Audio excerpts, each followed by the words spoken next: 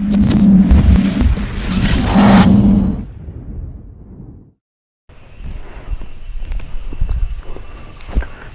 നമസ്കാരം. എൻ്റെ പേര് അമൽ ബെന്നി. വയനാട്ടിൽ ക്യാസ ഡിസൈൻ കമ്പനി എന്നുള്ള പേരിലൊരു ആർക്കിടെക്ചർ സ്റ്റുഡിയോ റൺ ചെയ്യുന്നുണ്ട്. പാരറ്റ് റിയാലിറ്റിയുമായിട്ട് നമ്മൾ അസോസിയേറ്റ് ചെയ്ത് വർക്ക്സ് എല്ലാം ചെയ്യലുണ്ട്. യൂഷ്വലി മിഥുൻ ജോർജുമായിട്ട് ഡിസ്കഷൻസ് എല്ലാം നടക്കാറുണ്ട്. ഇപ്പോൾ ഈ ഒരു ലോക്ക്ഡൗണിൻ്റെ സമയത്ത് നമ്മൾ ഡിസ്കഷൻസ് എല്ലാം നടക്കുന്ന ടൈമിൽ നമ്മൾ ശ്രദ്ധിച്ചൊരു കാര്യമാണ്, നമുക്ക് വരുന്ന എൻക്വയറീസിൽ കൂടുതൽ ക്ലയൻറ്റ്സ് പ്രിഫർ ചെയ്യുന്നത് വീടടക്കമുള്ള അവർക്കിഷ്ടമുള്ള വീടുകൾ ഉള്ള പ്രോപ്പർട്ടീസാണ് അവർ കൂടുതലും ചൂസ് ചെയ്യുന്നത്. അതിൻ്റെ റീസണായിട്ട് നമുക്ക് തോന്നിയത്, നമ്മളിതെല്ലാം വിലയിരുത്തുന്ന ടൈമിൽ നമുക്കതിൻ്റെ ഒരു റീസണായിട്ട് തോന്നിയത് എന്താണെന്ന് വെച്ച് കഴിഞ്ഞാൽ, എല്ലാവർക്കും സ്ഥലമെടുത്തതിന് ശേഷം കൺസ്ട്രക്ഷൻ നടത്താനോ അതുപോലെ തന്നെ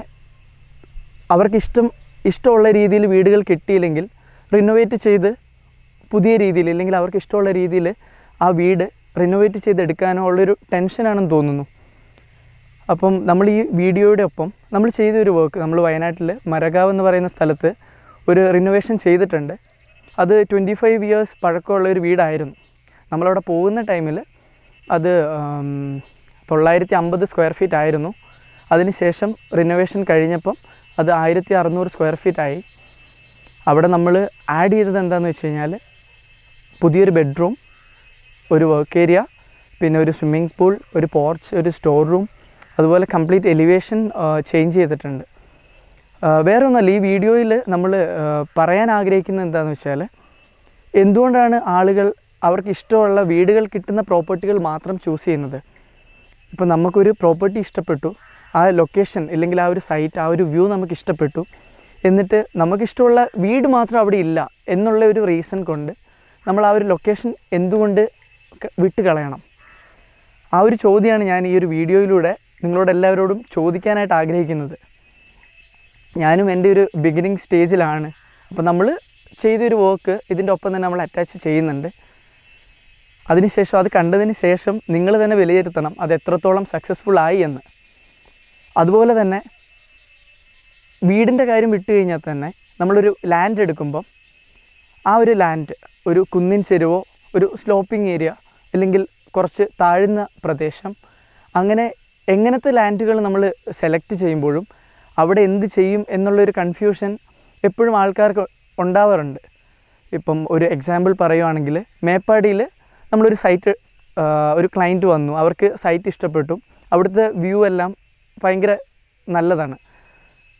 അവിടെ നമ്മളൊരു പ്രപ്പോസൽ കൊടുത്തിട്ടുണ്ട്, ഒരു റിസോർട്ടിൻ്റെ പ്രപ്പോസൽ കൊടുത്തിട്ടുണ്ട്. കൺസ്ട്രക്ഷൻ തുടങ്ങിയിട്ടില്ല, അതുകൊണ്ട് എനിക്ക് അതിനെക്കുറിച്ച് കൂടുതൽ പറയാൻ പറ്റില്ല. ആ ഒരു പ്രപ്പോസലും ഇതിൻ്റെ ഒപ്പം തന്നെ നമ്മൾ അറ്റാച്ച് ചെയ്യുന്നുണ്ട്.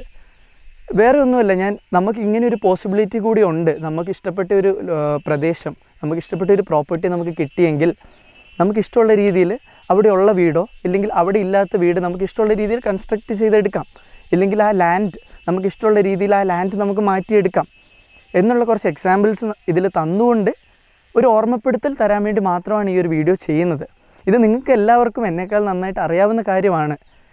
പക്ഷേ ഇതെല്ലാം കണ്ടതിന് ശേഷം നമുക്ക് തന്നെ നല്ലൊരു തീരുമാനമെടുക്കാം.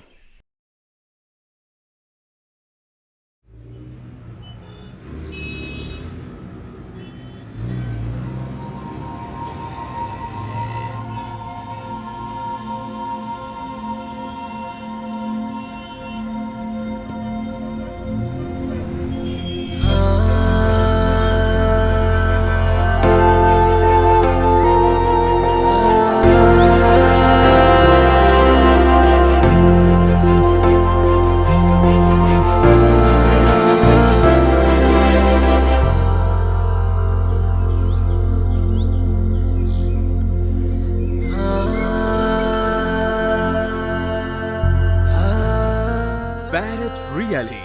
Tell us your wishes. Let's make them happen.